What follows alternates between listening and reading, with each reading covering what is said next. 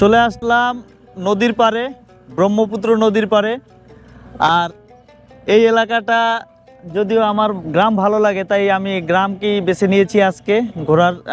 আজকে লোকেশন আমার পুরোটাই গ্রাম এরিয়া, সাবদি এবং এই কাইক্যাটেক, যে কাইক্যাটেক ব্রিজ থেকে, এই যে ব্রিজ পিছনে আমার দেখা যাচ্ছে যে ব্রিজ, এই ব্রিজের পরে হলো এটা হাট, কাইক্যাটেক হাট।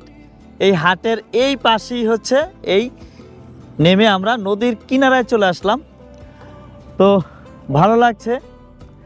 আর ওয়েদারটা আজকে অনেক জোস একটা ওয়েদার, কোনো রোদ ছিল না, তেমন তাপ ছিল না, ভালো লাগছে, অনেক ভালো লাগছে।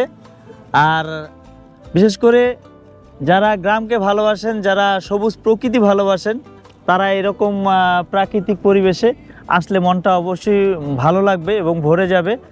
সো মন ভালো করার জন্য, মনের যত ডিপ্রেশন আছে, যত অবসাদ, যত বেদনা, যত দুঃখ দূর করার জন্য অবশ্যই বেশি বেশি ভ্রমণ করবেন, বেশি বেশি গ্রামে আসবেন, বেশি বেশি প্রকৃতির কাছাকাছি চলে যাবেন।